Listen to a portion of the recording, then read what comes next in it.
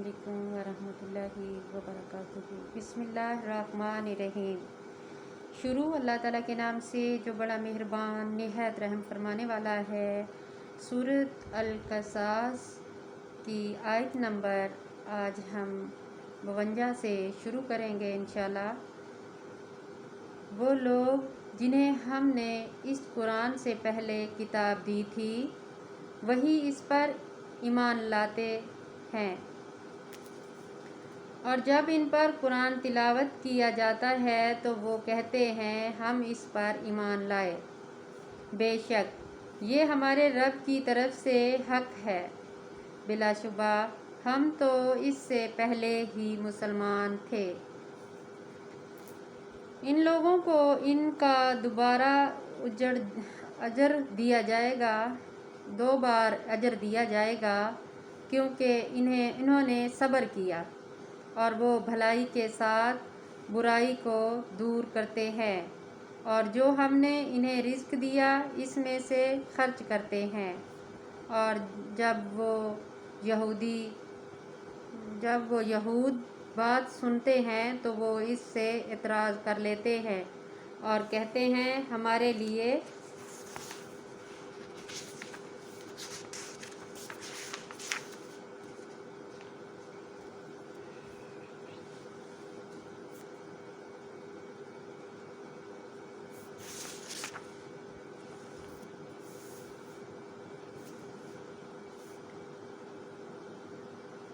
سورۃ القصص کی آیت نمبر 75۔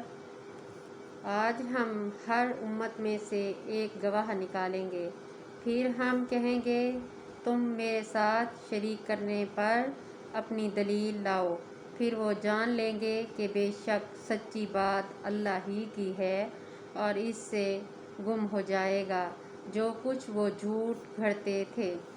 بے شک قارون موسیٰ کی قوم میں سے تھا، پھر اس نے ان پر ظلم کیا اور ہم نے اسے اس قدر خزانے دیے تھے کہ بلا شبہ اس کی چابیاں ایک طاقتور مردوں کی جماعت پر بھاری ہوتی تھی۔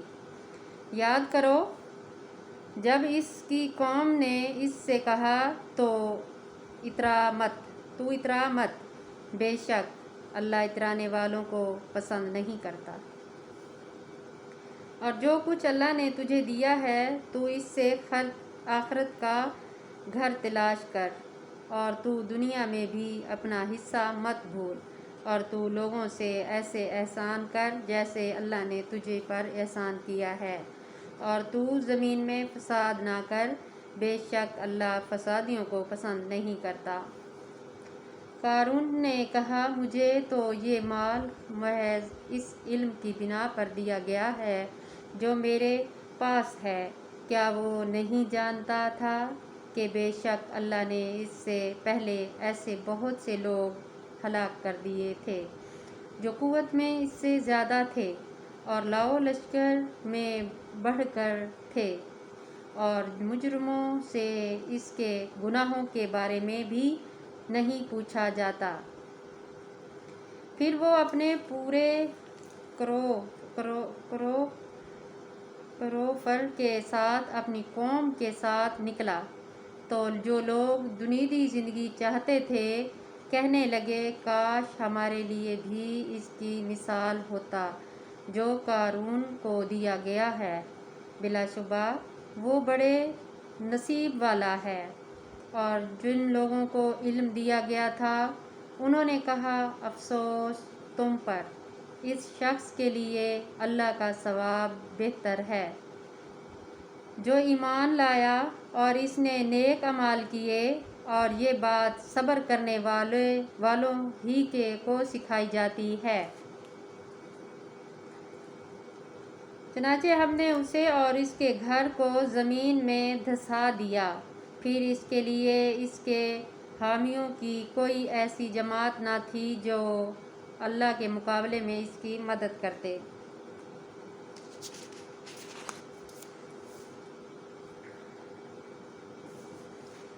اور نہ وہ بدلہ لینے والوں میں تھا، اور جنہوں نے کل اس کے مقام و مرتبے پر تمنا کی تھی وہ صبح اٹھ کر کہنے لگے ہائے شامت، اللہ اپنے بندوں میں سے جس کے لیے چاہے رزق کشادہ کرتا ہے اور جس کے لیے چاہے تنگ کرتا ہے۔ اگر اللہ نے ہم پر احسان نہ کیا ہوتا تو یقیناً وہ ہمیں بھی دھسا دیتا۔ ہائے شامت، کافر فلاح نہیں پاتے۔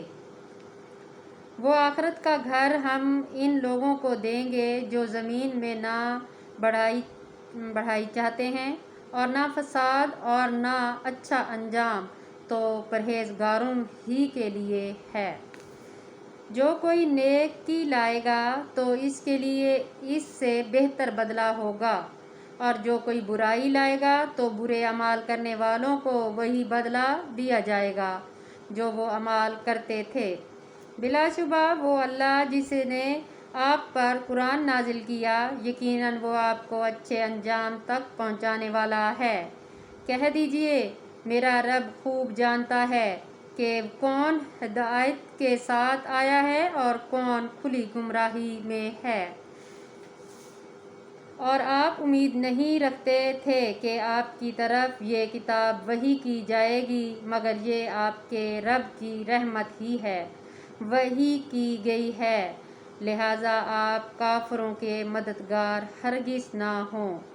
اور وہ کافر آپ کو اللہ کی آیات کی تبلیغ سے نہ روک دیں اس کے بعد کہ وہ آپ کی طرف اتاری گئی اور آپ انہیں اپنے رب کی طرف بلاوا اور مشرکوں میں سے ہرگز نہ ہونا۔ اور آپ اللہ کے ساتھ کسی اور الہ کو مت پکاریں، اللہ کے سوا کوئی الہ نہیں۔ ہر شخص، ہر چیز ہلاک ہونے والی ہے سوائے اس کے چہرے کے، اس کی حکمت و فرما برداری ہے اور تم سب اسی کی طرف لوٹائے جاؤ گے۔ بے شک سب کو پتہ ہے لوٹائے تو جانا ہے، جس نے دنیا پہ آنا ہے اس نے واپس تو ضرور جانا ہے، کسی نے آج کسی نے کل، تو کیا پتہ وہ کون سا وقت ہوگا، تو کوشش کریں کہ اپنے آپ کو سنواریں۔